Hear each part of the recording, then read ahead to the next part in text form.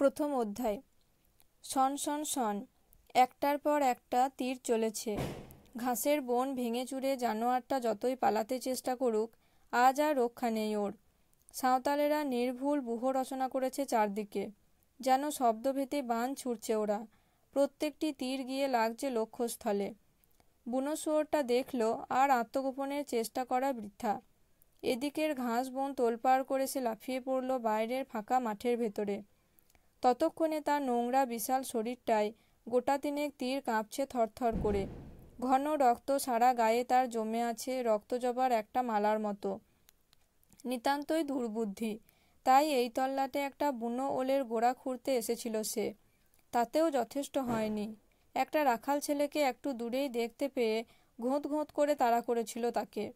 গায়ে বেশি চর্বি থাকার জন্যই হোক কিংবা রোদের তাপটা একটু বেশি প্রবলই হোক, তার মাথাটা অত্যন্ত গরম হয়ে উঠেছিল তখন। ছোকরাকে আয়ত্তের মধ্যে পেলে দুটো ধারালো দাঁতে তার পেটটাকে তৎক্ষণাৎ একেবারে ছিন্ন ভিন্ন করে ফেলত সে। কিন্তু কাছাকাছি একটা বাবলা গাছ ছিল, তাই রক্ষা। ছোকরা এক লাফে তাইতেই উঠে বসল। শুধু উঠে বসলো তাই নয়, প্রাণপণে চিৎকার শুরু করলে সেখান থেকে। দূরে কান্দরের পাশ দিয়ে মহুয়া বনে হরিয়ালের খোঁজে চলেছিল জোয়ান মাঝি একদল। চিৎকারটা কানে গেল তাদের। হৈ হৈ করে দৌড়ে এলো তারা।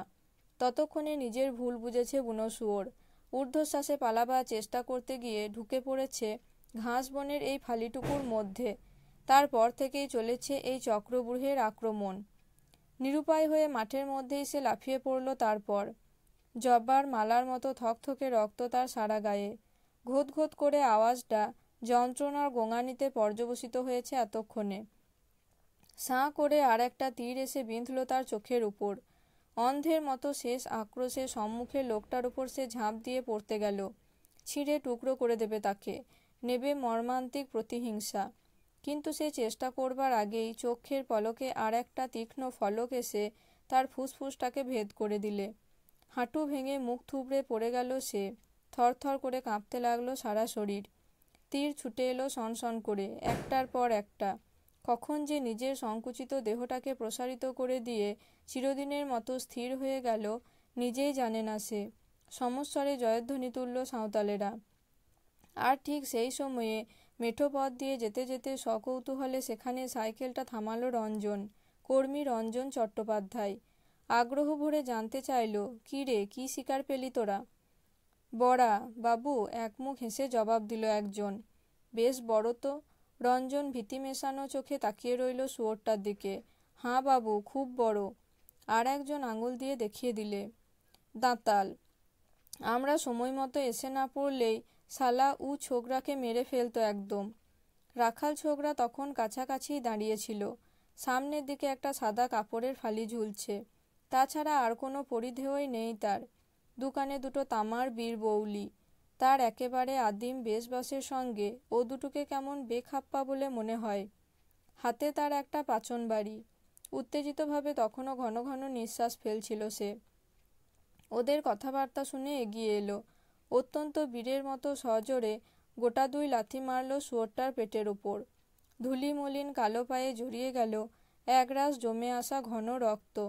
বললে আমাকে মারবি? মার শালা, মার এবারে। রঞ্জন হাসল। খুব জোয়ান দেখছি যে। এই, কি নাম তোর?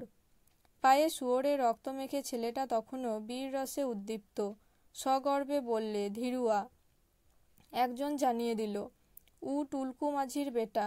উর বাপের কথা জানো না?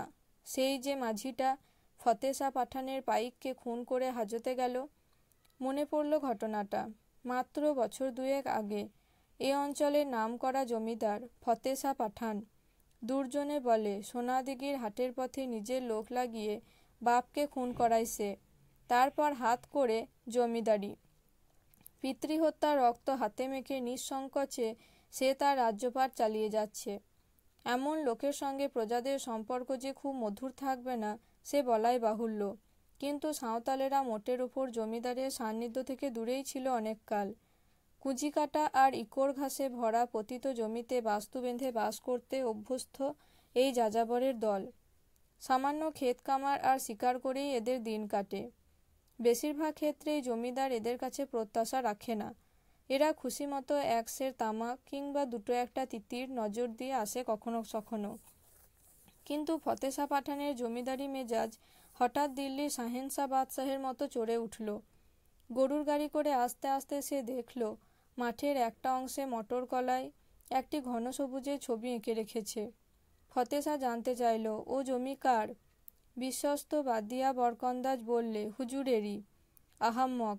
ফতেশা খানিক থুতু ছিটিয়ে বললে, জমি যে আমার সে আমি জানি, কিন্তু রায়ত কে? আজ্ঞে সাঁওতাল। সাঁওতাল? একবার চোখ তুলে তাকালো ফতেশা। খাজনা দেয় কত? কিছুই না। কিছুই না? কেন? চোখ লাল করে জানতে চাইল ফতেশা। আমার প্রজা অথচ খাজনা দেয় না? জি, ওটা পতিত জমি। পতিত জমি? ফতেশা গর্জন করল। কিন্তু খয়রাতি তো নয়।